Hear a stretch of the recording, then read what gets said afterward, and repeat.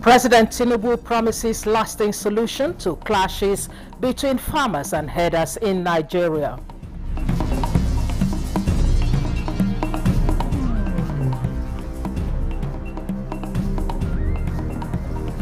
Niger State secures a $5 billion agreement to revive sugar production, in turn boost Nigeria's economic growth.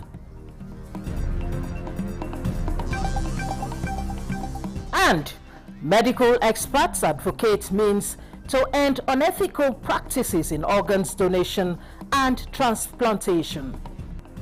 After he has donated, to be sure that his life is not endangered.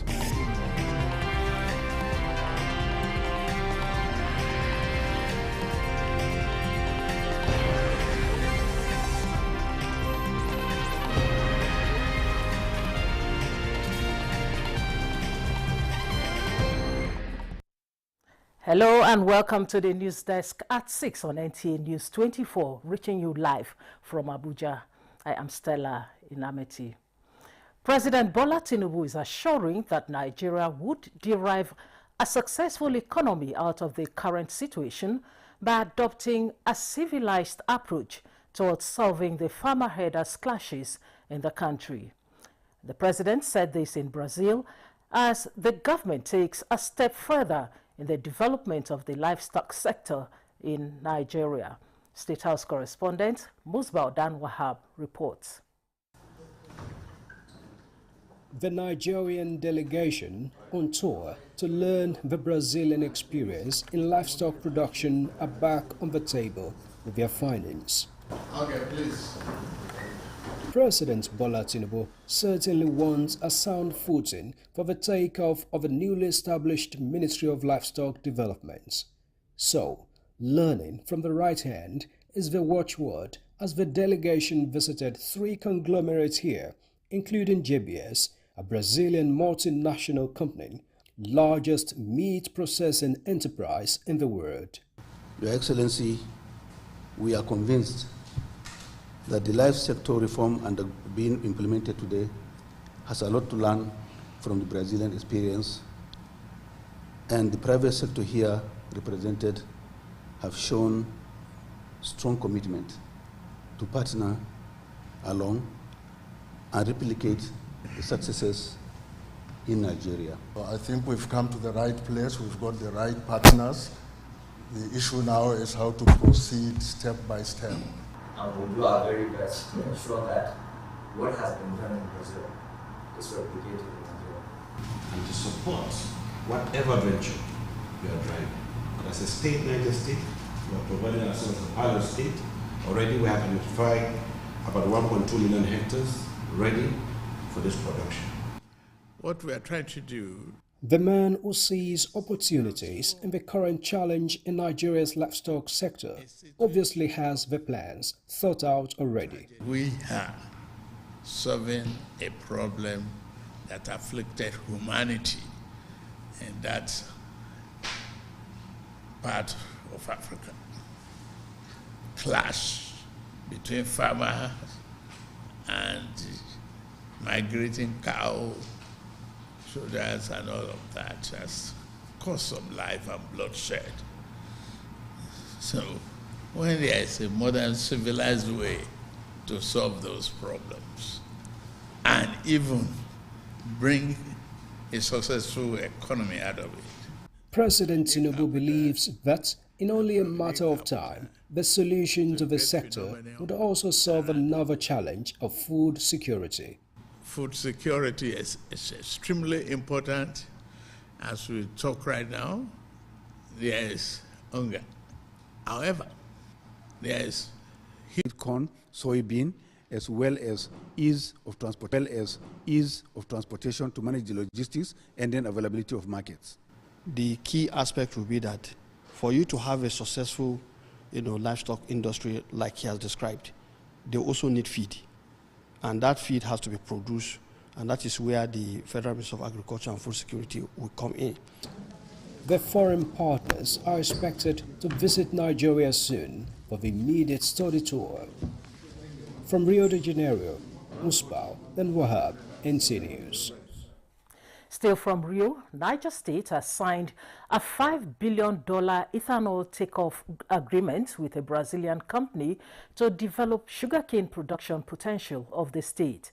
The agreement is to set up plants in the state for the production of sugar and its byproducts. The state's delegation, led by Governor Mohamed Umar Bago, leveraged Nigeria's participation at the just concluded G20 Leaders Summit in Rio de Janeiro to conclude on the partnership. Learning from the first two leading producers of sugar in the world, Brazil and India, the governor says his state, with the largest land mass in Nigeria, is hoping to maintain a leading position in sugar production while also becoming a hub for agriculture generally. He believes that apart from the imminent huge job opportunity, the investment will have a multiplier effect on the economy. Youth empowerment is the foundation for Nigeria's development strategy and Africa's broader integration goals. Vice President Shettima, represented by the Deputy Chief of Staff to the President, Ibrahim Hassan Hadija, stated this at the Youth Legacy Conference at the State House Banquet, Abuja. He notes that a unified effort to bridge generational divides in Nigeria is essential, emphasizing the pivotal role the youths play in shaping Nigeria and the continent's future. The theme of the conference is Shaping Africa's Future with African Continental Free Trade Area and Agenda 2063, highlighting the alignment between Nigeria's youth-focused initiatives and Africa's development blueprint. This transformation into a global commercial powerhouse can only be achieved by opening our doors to the youth. Our vision aligns with that of the energetic Mandela Washington Fellows, whose work across communities in Nigeria and Africa exemplifies volunteerism and leadership at its finest.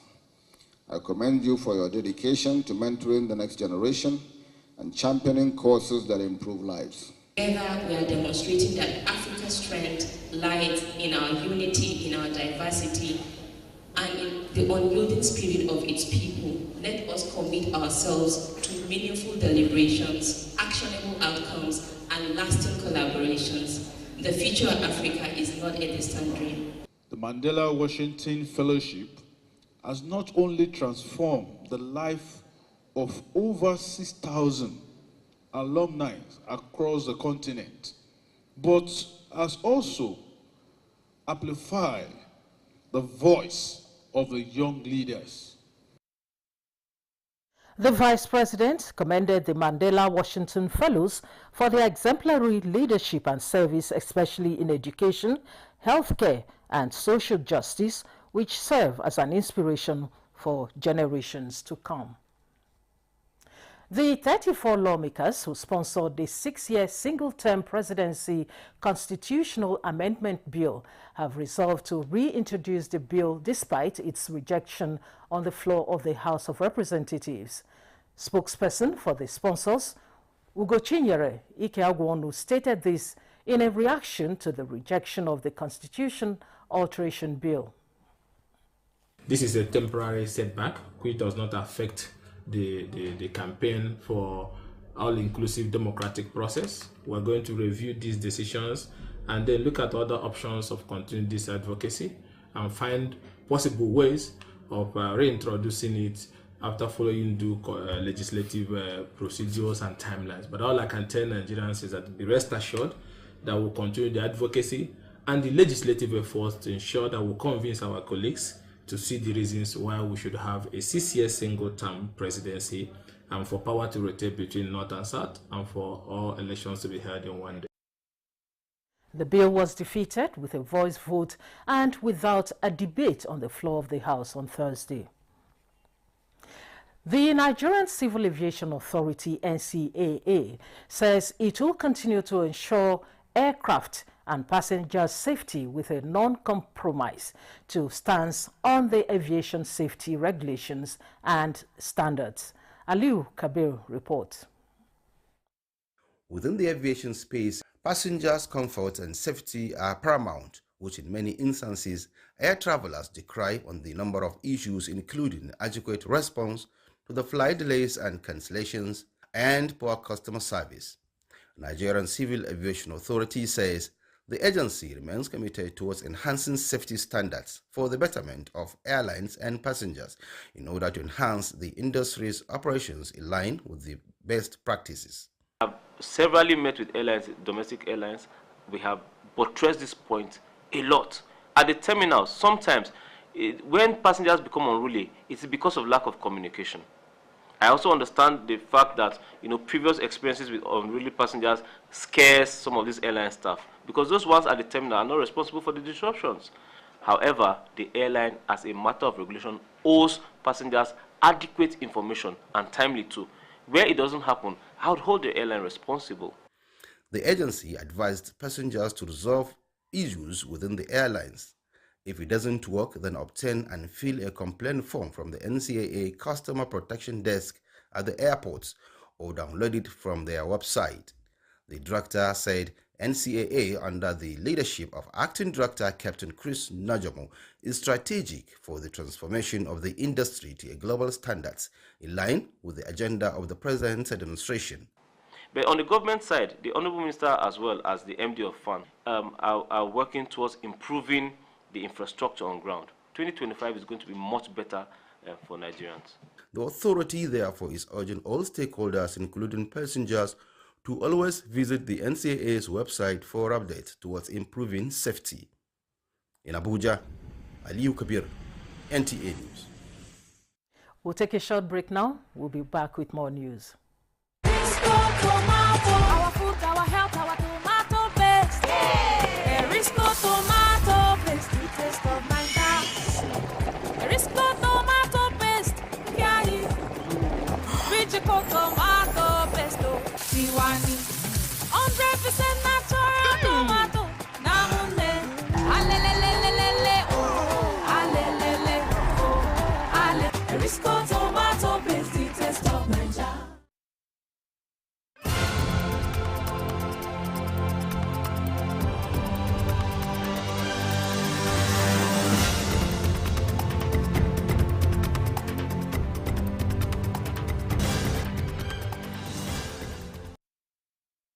Thanks for staying with us.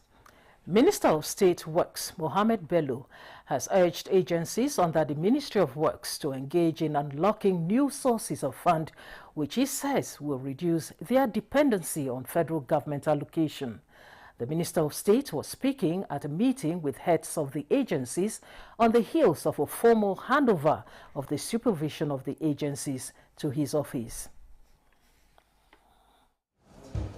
The meeting kick-started with a formal introduction of the Minister of State Works. Well, brings me to the introduction of our new Minister of State, Right Honorable Bello Boronyo.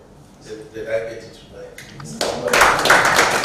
Then the Minister of State set the tune of the meeting with a tip of his leadership style, which aligns with that of his boss. I came with a commitment to work and serve my dear country, Nigeria.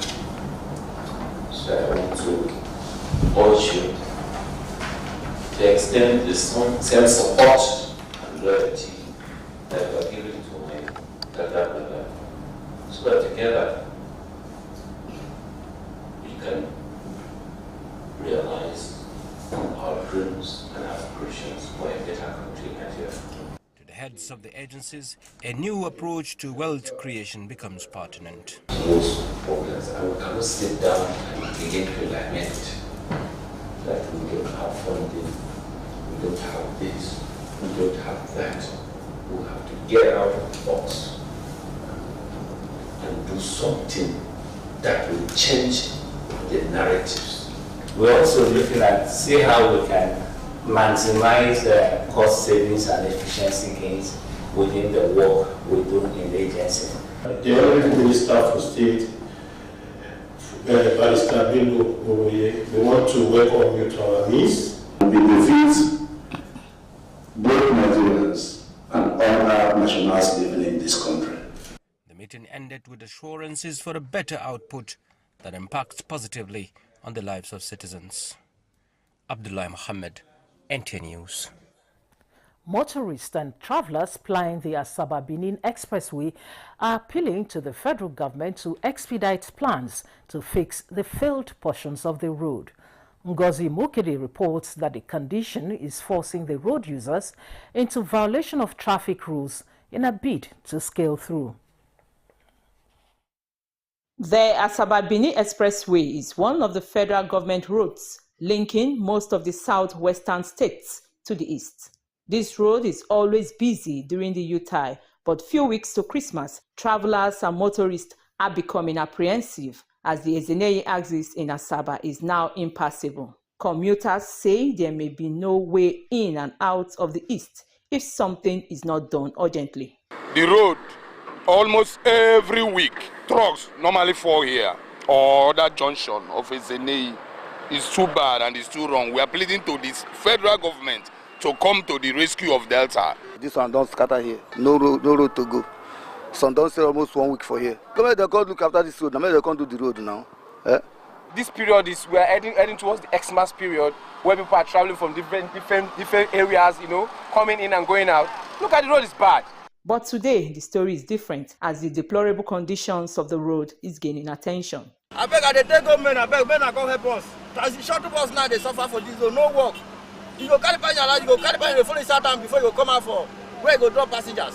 Make them work out for us so that this season no go dey too hard for people. The people's desire is that the pace of work be increased as Christmas is few weeks away. In Asaba, Ngozi Mokwede, NTA News. And moving on to health matters, upholding ethical considerations, legal frameworks, and ensuring consent of persons medically fit for organ donations is sacrosanct.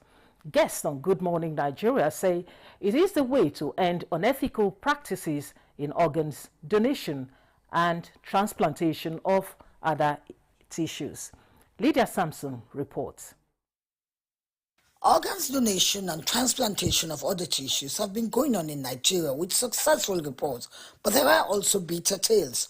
Professor Philip Olayele Abiodun, Chairman, National Tertiary Health Institution Standards Committee, says his committee is poised to sanitize the process of organ donation and other tissues in Nigeria.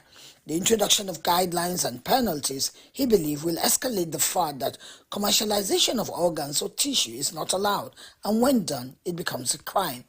When I talk of ethical consideration, I mean primarily that before you donate an organ or before you use the organ of somebody, you must have informed consent. The person must be aware of what he's going to do, what is going to happen to him or her after he has donated, to be sure that his life is not endangered. The committee is putting together robust recommendations and suggestions to government towards supporting key players to get more professionals on board. Experts want more public awareness to mitigate misconception on organ donation and transplantation of other tissues. We want to encourage the government to do more in terms of organ transplantation in Nigeria by protecting the donor and protecting the recipient and making it affordable, available and affordable to common Nigerians. It's common in the third world. Nigeria is also not out of this league. And so that's why this framework must be in place. I mean, we can't, it's difficult, but I mean, we have a role, definitely we have a role to play, ensuring that we play our part in making sure that we're not part and parcel of this, and then discouraging this to the barest minimum. While describing the committee as a step in the right direction, they want government at all levels to do more to mitigate the less privileged people dying from lack of affordability. They believe communities, foundations, individuals and religious bodies can provide support across various organ donation procedures. In Abuja, Lydia Sampson, NTA News. Experts in information and communications technology are advocating robust data and cybersecurity measures in the country to safeguard sensitive information, which are often breached through unauthorized access. This was a unanimous recommendation at the 12th edition of the Nigeria ICT Impact Forum, where federal government agencies, including the Nigerian Communications Commission, Nigeria Data Protection Commission, Digital Reality, and strategic partners in the digital economic space expressed concerns on rising cases of cyber attacks and consequences for individuals and organizations. They made a case for a government-led approach to build frameworks that encourage professionals to strengthen data protection, cloud infrastructure, and cybersecurity at this time of increasing reliance on the internet and digital services. This, they believe, will safeguard individual privacy and enforce standards, noting the importance of securing cloud infrastructure through partnerships with reputable cloud service providers. It has been likened to the physical highway structure, so that is a good focus. There are government agencies that are around everywhere, that all they need to do is to just tell them to support this kind of an initiative. Because if people talk about this thing more, then the government itself, they will look. You know, for instance, the event, we're doing it in collaboration with NCC. Pretty much talks about strengthening the industry, strengthening the gains of the industry, strengthening the industry from both infrastructure side, cybersecurity, and then ensuring that whatever has been achieved is not lost, right? It's one thing to build the industry, it's another thing to strengthen it and make it continue to grow. The theme for the 12th edition of the forum is strengthening data protection, cloud infrastructure, and cybersecurity. The National Productivity Center, NPC, is intensifying efforts towards enhancing productivity and efficiency in Nigeria's public sector. Director General of the center, Bafa Baba Dan Agundi, made this known when he received a consultancy team from the Ike Imokede Foundation. He says the center is collaborating with the foundation to achieve the current administration's drive to boost managerial and operational competencies of Nigerian civil servants at subnational level through the utilization of innovative productivity improvement tools and techniques. The training is to also strengthen capacities for effective policy design and implementation, with a focus on enhancing economic growth and public sector service delivery. Both parties had earlier signed an MOU on March 19, 2024 to kickstart the project in Ondo, Kebbi, Borno, Edo, Lagos, Nasarawa, Sokoto, Anambra, and Bauchi. Also Imo, Kwara, Rivers, and Taraba states, with agriculture, industry, and the service sectors earmarked as the areas.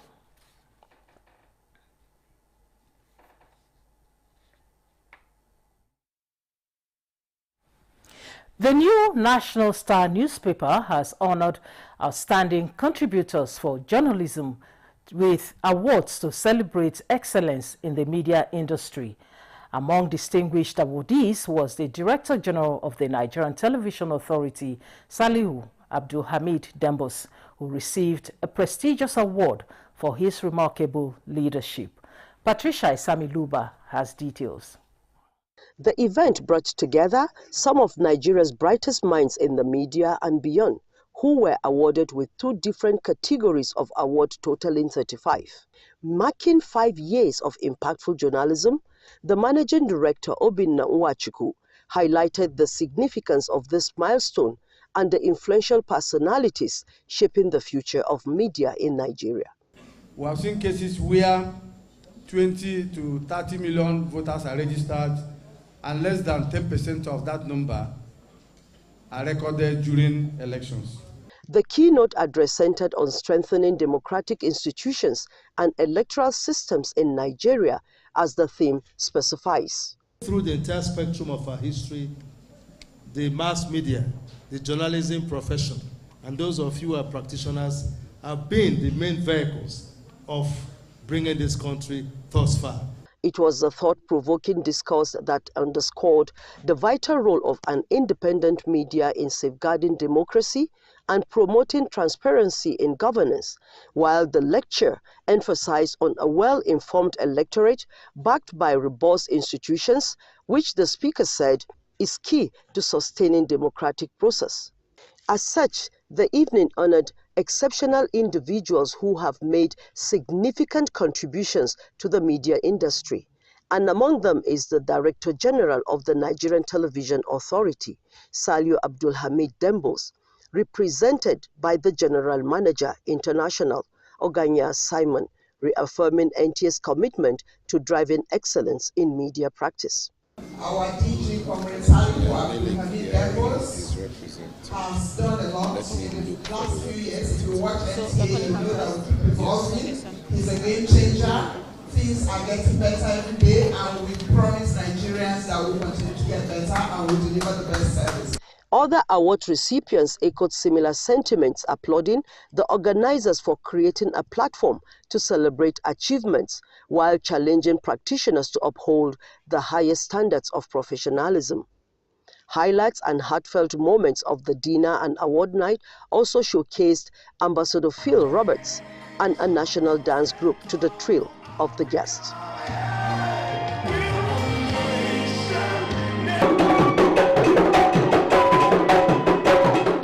Patricia A. Semiluba, NTA News.